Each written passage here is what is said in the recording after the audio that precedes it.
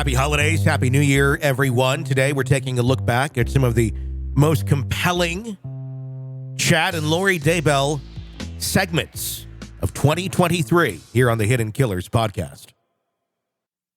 This is an examination of the hidden human condition. This is the Hidden Killers podcast with Tony Brueski. Scott Roeder of Evidence Room is joining us. Do a little speculation on what might be going through the mind and what may be in the future for an incarcerated Chad Daybell as he sits there now. And we've had a few weeks now to kind of simmer in the reality of what the Lori Vallow trial was all about, what was brought to the table. What do you think is going through the mind of Chad as he sits there behind bars right now? Well, I think Chad is wishing he had Lori's lawyers because he needs to get that death penalty off the table. Because I think you're much more likely to keep the death penalty on the table for a man than you are for a woman. Mm-hmm. I know that sounds sexist, but you know, there's a lot of men that go on death row and very few women. It's very rare. I wonder what the statistics are on that. Yeah, the number one thing is, I think in his mind, is how do I get the death penalty off the table? And how does he get out of the jail and into the prison so he can start his cult in the prison? Really? Because I'm wondering about that. If he is as, religious as he seems, and this belief that people, when they're dead, they repeat, they have multiple lives and all of that. I would be wondering if he's ready just to die from that angle of, fine, you can kill me because I'm just going to, regenerate over here.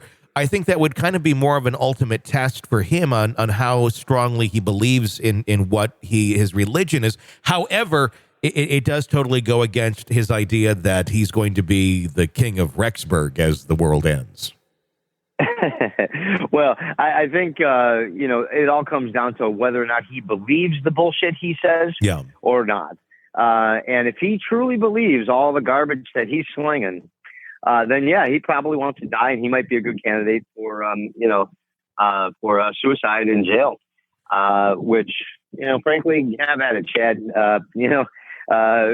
Save us some lunch money on feeding you for 10, 20 years. But I think it all comes down to, does he believe the garbage that he's been selling other people? Mm-hmm. I think not. Once you get out of the delusion, when you control all of your thoughts, to being incarcerated where the prison controls what you do. They control what time you go to the bathroom. They control what time you sleep, what time you eat, what time you get to see the sun, what time you don't, the work that you have to do. They control everything about your daily life. And it'll be very difficult for him to hold on to his convictions when he's being controlled every minute of his day. It'll come down to whether or not he believes what he's preaching.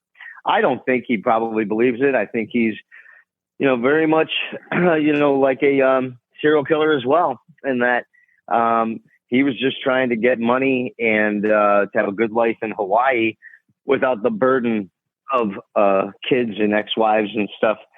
So I hope they keep the death penalty. It's funny. I've never been a proponent of the death penalty because of a lot of these cases where I've seen innocent people or mentally incapacitated people, especially in Texas, during the George Bush administration. Not to be political, but it was a fad. And listen, I'm not a political person. I'm not trying to say anything there was a record amount of deaths or capital punishment that took place during his administration. That's just a statistical fact. So that being said, I've never really been a proponent of the death penalty because of some of the inherent mistakes that could pop up in the system. But in cases like this, I very much think we should keep it on the table for a guy like Chad. I agree. And what I wonder about with this, because I've heard different arguments on what is most, I don't want to say advantageous, but I guess what's going to be more advantageous for the mental well-being and the mental health of the victims, of the families of these people that have to continue on with life. I've heard arguments from people that said, initially when their perpetrator went on to trial and the death penalty was there and the trial went on, they were very much for it. And they thought, yes, this is going to be the best thing. And then it turned out, well, after, they were found guilty and they were sentenced to death, it turned into many, many, many, far more years of legal wrangling and appeals and being still stuck in that circle of court with, because it goes on forever with the death penalty. Yeah. It can take 10, 20, 30 years or more sometimes to get the actual punishment played out. But then that family still has to be drawn back in time and time again, sometimes to re-argue their case. And they never get a chance to just kind of move forward as if they would if it was someone who just gets sentenced to life without parole and it's pretty much open and shut. So I do wonder. Yeah, you lock them up and forget about them. Yeah. I do wonder what is, and I think that obviously should be asked of the victims of what would you rather be going through, life where he's going to be locked up and you don't have to hear about him anymore, or do you want to keep fighting until he actually does die? But I honestly think Chad's going to outlive if he doesn't get killed in prison. The Kay and Larry Woodcock and probably some of the others as well, and they'll end up dying themselves naturally without seeing this monster be put to death first. Would it be more peaceful for them to just know that he's not getting out? I guess that's a good question, Tony. But you're right. I think you have to probe the victim's family, and unfortunately, the victim's family is related to these people, Mm-hmm. right? So, and whether or not you feel Chad Daybell would if he wants to live, then I think you seek the death penalty. Mm-hmm. If he wants death, I think you don't seek the death penalty. It's very much, you got to try to do the opposite of what Chad wants to do. Because I think if he wants to live and be in prison in general population, he's going to have interaction with other people. One of the main penalties of the death penalty, besides the death of itself, is you're in isolation Mm-hmm. for the entire term of your stay. You have zero social contact with other people. You are in a cell 8x8, and you get to see nobody. You get to talk to nobody. You have PT time alone. But if you're in prison for life without the possibility, you get to go out into general population. You get to have social. You get to play basketball. You get to lift weights. You get to eat in the lunchroom and talk to other people, where he could, permeate his preaching all over again. I think a guy like Chad, he needs to be in isolation. We cannot I think this is a question you have to ask yourself if you're the prosecutor. Do we let him stay in prison and keep preaching? Because he will. Or if we try the death penalty, he'll have nobody to preach to but himself. And I think that's less damage to society at large. And I say, for a guy like him, you go for the death penalty. And even if he dies on death row of natural causes, at least he's alone and he doesn't get to infect anybody else.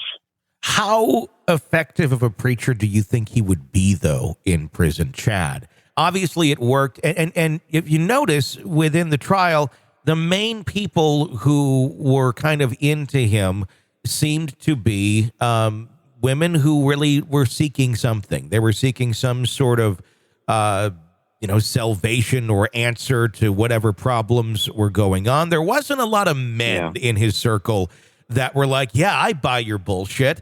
I would see that, honestly, my opinion is it would be difficult for him in prison. I think Lori could sell it, honestly, better than he can behind bars. How well or what kind of life do you think he would have in prison if he were put into general population? Would he be that successful as a preacher?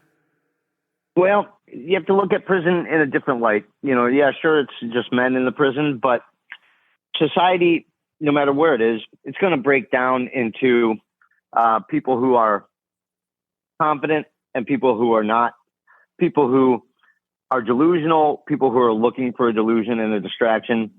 And there's going to be a lot of people and men in prison that are going to be looking for some kind of salvation, some meaning to their life which has got them to a place where they have no meaning. And I think a preacher who's preaching that kind of stuff, I think that his message could reach men and women, and in this situation, men in prison. I think he could get followers in prison, because I don't think it's not about your sexual orientation, whether you're a man or a woman. I think it's about whether or not you have some kind of purpose. And when you look at people in prison, the number one thing that they lack is, what is their purpose? Mm-hmm. And Chad is the kind of guy that can fill that void with some really creative bullshit. This is an examination of the hidden human condition. This is the Hidden Killers Podcast. The Hidden Killers Podcast. With Tony Brueski. Scott Roeder of Evidence Room and his podcast, Crime Scene Time Machine. What you got going on over there this week, Scott? Okay, over on Crime Scene Time Machine, we're not putting out an episode this week because we're doing a little bit of a deep dive. So next week, we're going to be putting out an episode of one of my favorite, if there can be such a favorite serial killer of all time. We're setting the clock of the Crime Scene Time Machine all the way back to 1930, Cleveland, Ohio. And we're going to be looking at the Mad Butcher of Kingsbury Run, the torso murderer, the murderer that was never convicted, but was able to bring down Elliot Ness, the greatest crime fighter of the 19th century, brought him down to his knees in Cleveland, Ohio, the Mad Butcher of Kingsbury Run. It's a deep dive, 1930s. The first documented serial killer in the United States. And then one quick shout out. I want to say a big congratulations to my nephew, Matthew Roeder, who just graduated from Kent State University. Matthew, I love you. Congratulations. All right, definitely. Hey, if you like the podcast here, press subscribe wherever you download it so you don't miss any breaking updates, episodes, and discussions on the cases we're following for you. Want an ad-free experience to all of our podcasts in the True Crime Today family? All you got to do is sign up through Apple Podcasts, get all of these episodes ad-free, and all of our podcasts, you get them right there. All the True Crime podcasts, commercial-free when you sign up through Apple Podcasts. Do check that out. Great for binge listening. Just saying, you got a long car ride maybe coming up here over the holiday weekend. Check it out.